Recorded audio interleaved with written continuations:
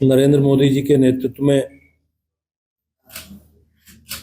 भारत सरकार की वित्त मंत्री श्रीमती निर्मला सीतारमण जी ने संसद में 2025 और 26 का बजट प्रस्तुत किया है। उसकी चर्चा करने के लिए मैं आप सबके सम्मुख उपस्थित हुआ हूं। नमस्कार। सब लोग जानते हैं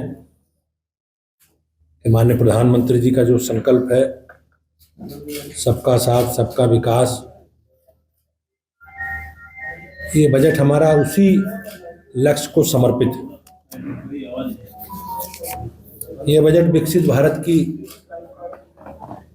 दिशा में एक बढ़ता हुआ महत्वपूर्ण कदम है और इसमें विकास के जो 4 इंजन हैं, इन चारों को फोकस किया गया है। ये विषय हैं कृषि, एमएसएमई, निवेश और निर्यात। इन चारों को केंद्र में रखा गया है। बजट में गरीब, युवा, किसान और महिलाओं पर ध्यान केंद्रित करते हुए विकास के उपायों को प्रस्तुत किया गया है।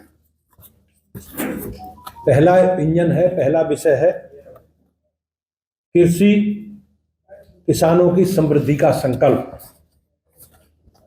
देश के अन्नदाता किसानों की समृद्धि है, जिसमें 100 जिलों में 1.7 करोड़ किसान इस योजना से लाभान्वित होंगे।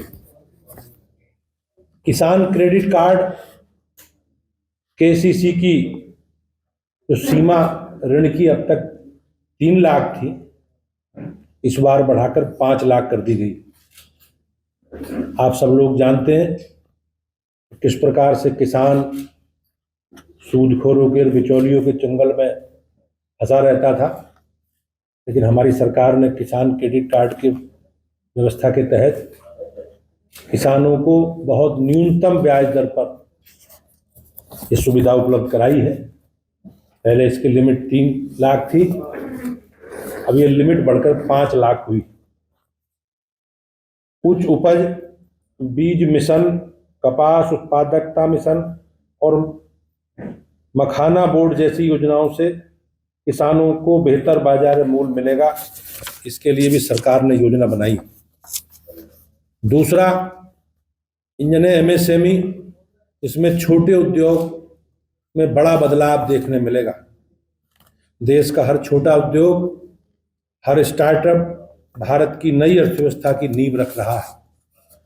सूक्ष्म उद्यम क्रेडिट कार्ड के तहत 10 लाख एमएसएमई को 5 लाख तक की ऋण सुविधा उपलब्ध कराई जाएगी।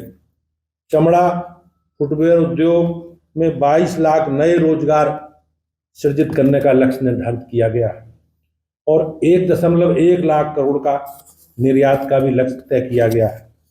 खिलौना उद्योग में मेड इन इंडिया ब्रांड को वैश्विक स्तर पर पहचान मिलेगी। बिहार में राष्ट्रीय खाद्य प्रौद्योगिकी संस्थान की स्थापना से खाद्य प्रसंस्करण उद्योग को बढ़ावा मिलेगा। स्टार्टअप के लिए 10,000 करोड़ का अतिरिक्त योगदान दिया जाएगा ताकि नवाचार और उद्यमता को बढ़ावा मिल सके। तीसरा इंजन है भारत, आत्मनिर्भर भारत की दिशा में एक बड़ा कदम। बजट 2025-26 को भारत को आर्थिक शक्ति बनाने के लिए निवेश बढ़ाने पर जोर दिया गया है। शहरी चुनौती निधि 1 लाख करोड़ का आवंटन इसमें किया गया है, जिसमें शहरी को विकास का केंद्र बनाया जाएगा।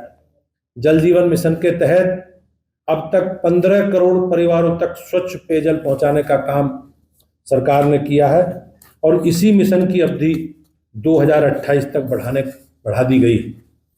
समुद्री विकास निधि में 25,000 करोड़ रुपए की योजना, जिससे भारत में बंदरगाहों और जहाज उद्योग को निश्चित रूप से बढ़ावा मिलेगा। आईआईटी और आईआईएससी में 10 2.00 नई रिसर्च फेलोशिप दी जाएगी। 200 डे केयर सेंटर खोले जाएंगे, इसमें हर जिले में सस्ता और सुगम इलाज मिल सके।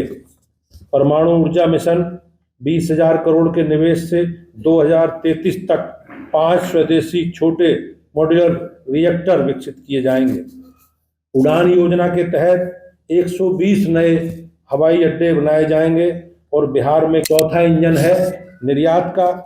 भारत को वैश्विक शक्ति बनाने की पहल के तहत मेक इन इंडिया नीति के तहत अब पूरी दुनिया में अपनी छाप छोड़ रही है।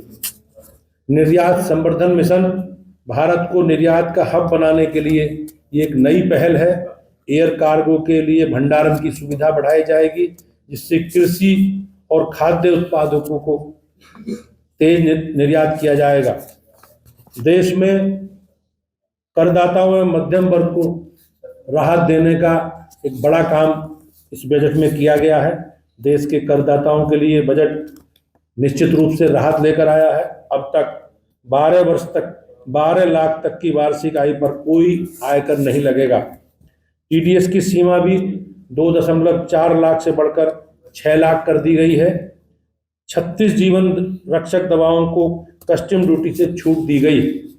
सामाजिक कल्याण और समावेशन हमारा लक्ष्य है। सबका साथ, सबका विकास और सबका विश्वास और सबका प्रयास।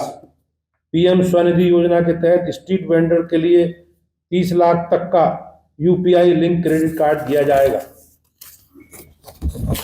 50.00 अटल टिंकरिंग लैब्स बनाई जाएंगी ताकि सरकारी स्कूलों में नवाचार को बढ़ावा मिल सके।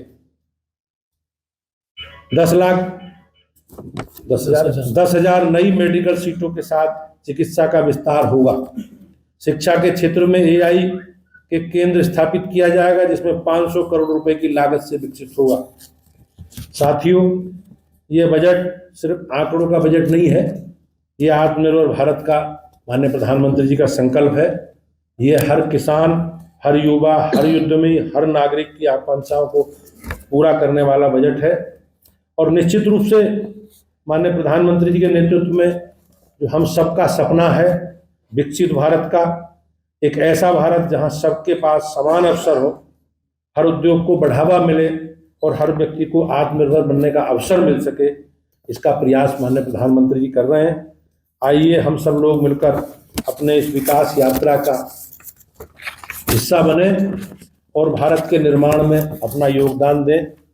भाइयों बहनों, जिस प्रकार से अभी उत्तर प्रदेश की सरकार ने भी अपना 25-26 का बजट विधानसभा में प्रस्तुत किया है, उसमें जो बिंदु आए हैं उनकी चर्चा मैं आप निश्चित रूप से आप सबके भी करूँगा। माननीय प्रधानमंत्री जी, माननीय मुख्यमंत्री योगी आदित्यनाथ जी के नेतृत्व में उत्तर प्रदेश $1 ट्रिलियन की अर्थव्यवस्था बनने का जो लक्ष्य निर्धारित किया गया था, इसी क्रम में अब तक का सबसे बड़ा बजट 8.0836 करोड़ का बजट पेश किया गया है। विकसित उत्तर प्रदेश, जहां आगामी 25 वर्षों का रोड मैप 2025-26 के बजट में साफ नजर आता है। इस बजट में इंफ्रास्ट्रक्चर डेवलपमेंट पर 22%, शिक्षा पर 13%, कृषि से संबंधित सेवाओं में 11%, चिकित्सा एवं स्वास्थ्य के क्षेत्र में 6% और सामाजिक सुरक्षा के कार्यक्रमों पर 4% संसाधनों के लिए धनराशि आवंटित की गई। वाराणसी, प्रयागराज, मेरठ, गोरखपुर, कानपुर, झांसी, आगरा में मुख्यमंत्री श्रमजीवी महिला छात्रावास के निर्माण के लिए भी धनराशि व्यवस्था प्रस्तावित की गई। मुख्यमंत्री कन्या सुमंगला योजना के तहत 700 करोड़ रुपए का प्रावधान किया गया है। निराश्रित महिलाओं की पेंशन के लिए 2980 करोड़ रुपए की व्यवस्था इस बजट में की गई है। मुख्यमंत्री युवा उद्यमी विकास योजना के तहत 1000 करोड़ रुपए और मुख्यमंत्री स्वरोजगार योजना के तहत 225 करोड़ रुपए खर्च किए जाने का लक्ष्य निर्धारित किया गया है।